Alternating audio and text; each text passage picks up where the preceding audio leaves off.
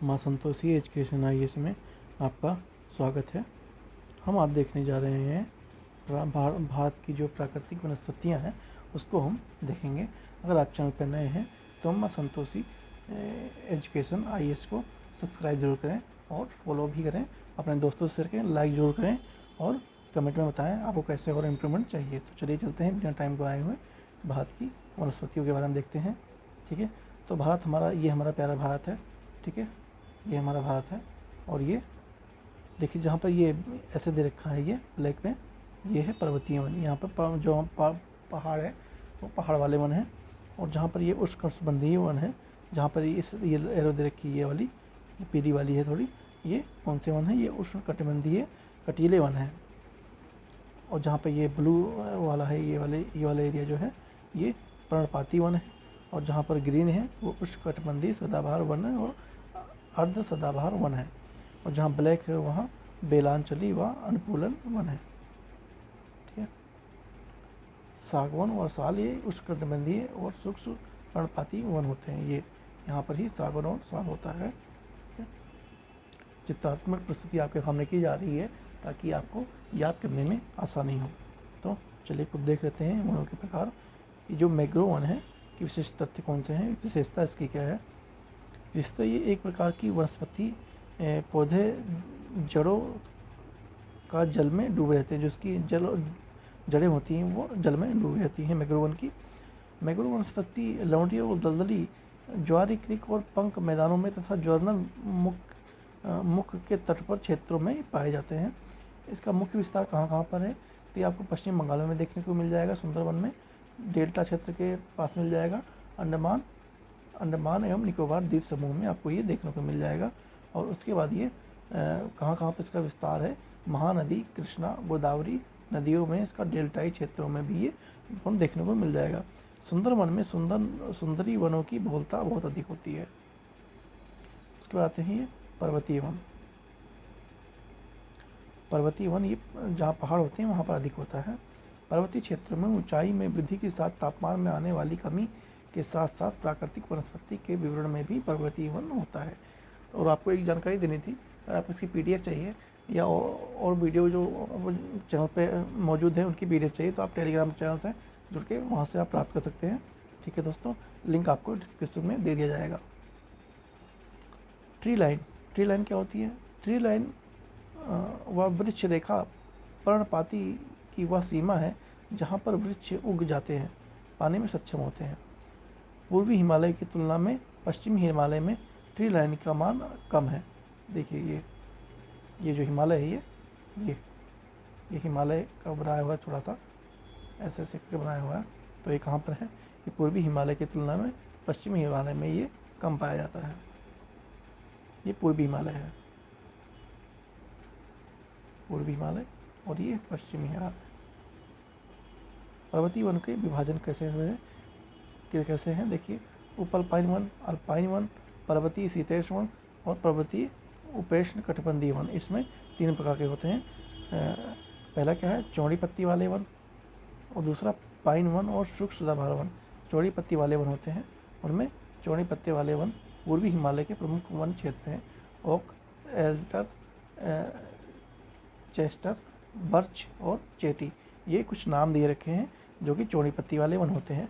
आप यहाँ पर अल्पाइन वन को देख सकते हैं। ये इस प्रकार के कुछ ये अल्पाइन वन होते हैं, ये देख रहे हैं आप लोग। यहाँ पर देखिए, ये इस तरह से कुछ अल्पाइन वन होते हैं। ठीक है दोस्तों,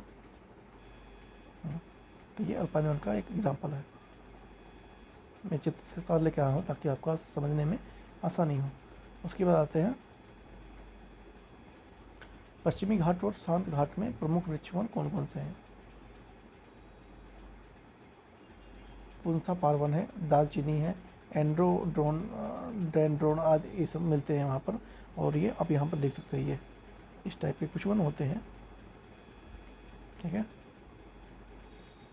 उसके आते हैं पाइन वन। इसके वृक्ष कौन कौन से हैं? चीड़, ओक, रोडोडेंड्रन, पाइन इत्यादि इसके उदाहरण हैं, वृक्ष है।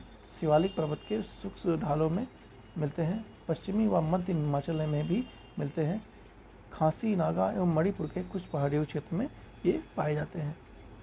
पश्चिम हिमालय की शीतोष्ण पेटी टेम्परेचर जोन में से किसी एक वृक्ष की बहुलता अधिक है, तो वो कौन से वृक्ष हैं? देवदार। जो पश्चिमी हिमालय है उसमें किस वृक्ष की बहुलता अधिक है? तो देवदार जो पेड़ है उसकी बहुलता बहुत अधिक है। उसके बाद है अल्पाइन वन, नम अल्पाइन और शुष्क अल्पाइन, ये 2 प्रकार के होते हैं। नम अल्पाइन का विस्तार कहाँ पर है? हिमालय के सभी स्थानों के साथ साथ भारत और म्यांमार के निकटवर्ती उच्च पहाड़ियों पर भी इसकी विस्तार देखा गया है। वनस्पतियाँ कौन कौन सी पाई जाती हैं? छोटी झाड़ियाँ, कई एडोडेंड्रोन, बर्च और भोजपत्र का वृक्ष। भोजपत्र का वृक्ष भी यहाँ भी मिलता है नम अल्पाइन में। इस वृक्ष का सफ़ेद कागज की तरह छाल का प्रयोग प्राचीन काल से ही लिखने हेतु प्रयोग किया जाता था। जो भोजपत्र आपने सुना होगा कि उसमें तंत्र मंत्र या और भी बहुत सारी चीज़ें लिखने के लिए प्रयोग में लाते हैं। इसकी बात है शुष्क अल्पाइन। शुष्क अल्पाइन में 3000 से 4900 मीटर की ऊंचाई पर ये मिलते हैं। वनस्पति इसमें जूनिपर, मधुमालती वनस्पति, विलो इत्यादि यहाँ से प्राप्त होते हैं। खैर क्या है? कत्था बनाने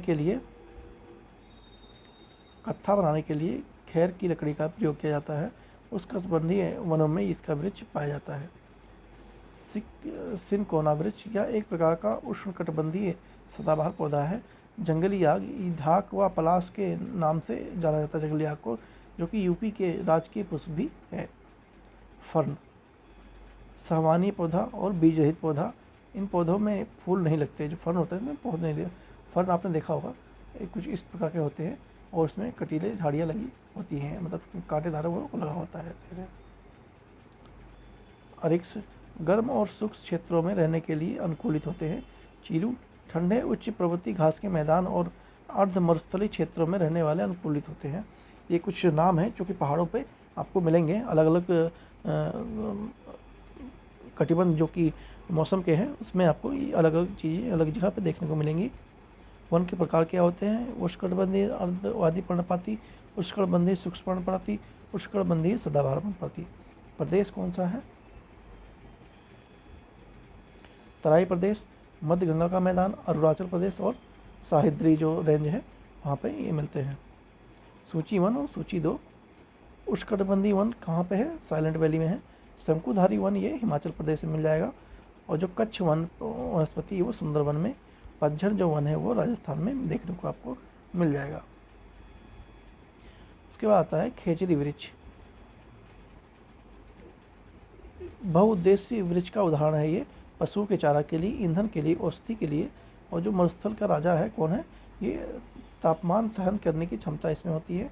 कम पानी की आवश्यकता होती है। जो खेजड़ी का वृक्ष है इसमें ये इसकी फीचर्स हैं। और लीसा क्या देखते हैं? उत्तराखंड के चीड़ के बने प्राप्त होने वाली लीसा एक महत्वपूर्ण गैर प्राकृतिक वन उपज है।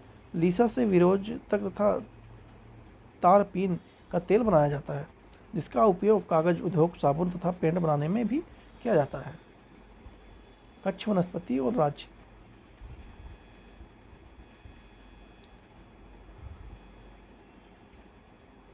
अचन रत्नागिरी कहाँ पर है?